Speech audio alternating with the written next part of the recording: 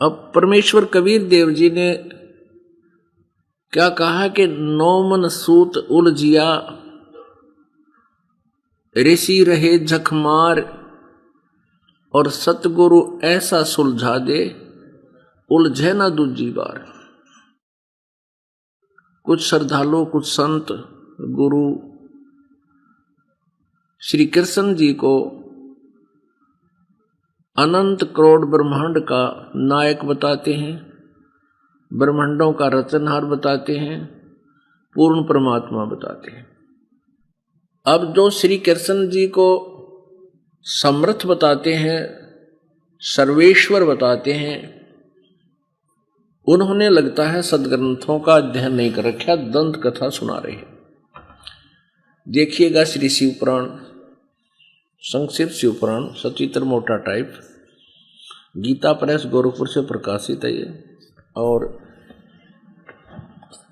संपादक हनुमान प्रसाद पोदार, प्रकाशक एवं मुद्रक हैं गीता प्रेस गोरखपुर, गोविंद भवन कार्यालय कोलकाता का संस्थान। ये इनके फोन और फैक्स नंबर है। इसके 560 पृष्ठ पे ये है उमा संहिता, और पृष्ठ नंबर 560 पे, ये 561 है। यहाँ पर हम यहाँ से पढ़ते हैं। उस समय पुत्र की प्राप्ति के निमित्त श्री कृष्ण के हिमवान पर्वत पर जाकर महर्षि उपमन्यु से मिलने उनकी बताई हुई पद्धति के अनुसार भगवान शिव की प्रसन्नता के लिए तप करने, उनके तप से प्रसन्न होकर पार्वती, कार्तिकेय तथा श्री गणेश सहित शिव के प्रकट होने तथा श्री कृष्ण के द्वारा उनकी स्तुति पूर्वक वरदान मांगने की कथा सुनाकर संत कुमार जी ने कहा, श्री कृष्ण का वचन सुनकर भगवान भव यानी शिव जी उनसे बोले, वासुदेव तुमने जो कुछ मनोरथ किया है वह सब पूर्ण होगा। इतना कहकर त्रिशूलधारी भगवान शिव फिर बोले, यादवेंद्र तुम्हें सांब नाम से प्रसिद्ध एक महापराक्रमी बलवान पुत्र प्राप्त होगा।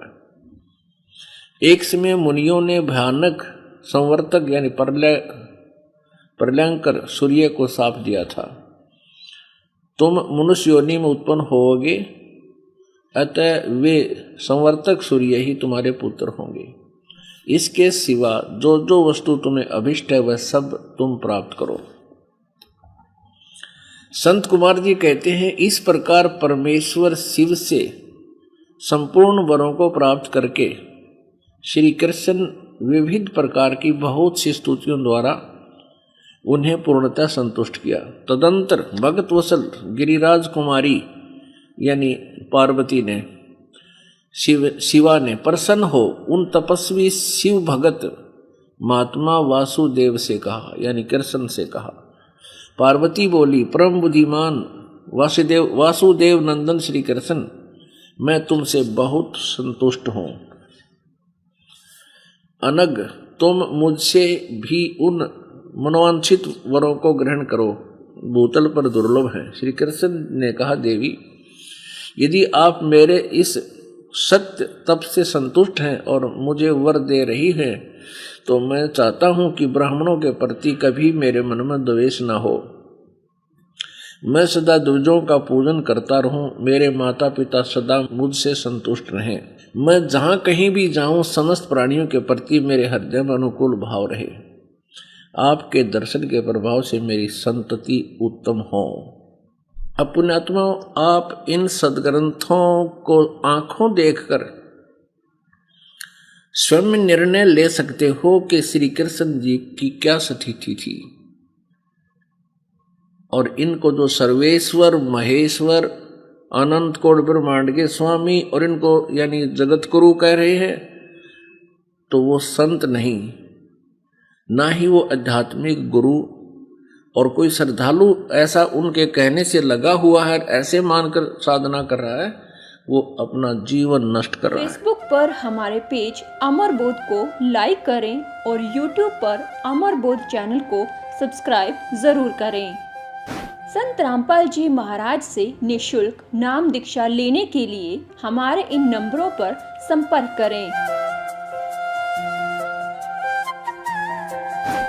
घर बैठे निशुल्क ज्ञान गंगा या जीने की राह पुस्तक प्राप्त करने के लिए अपना नाम, पूरा पता और मोबाइल नंबर हमारे इन नंबरों पर SMS या WhatsApp करें।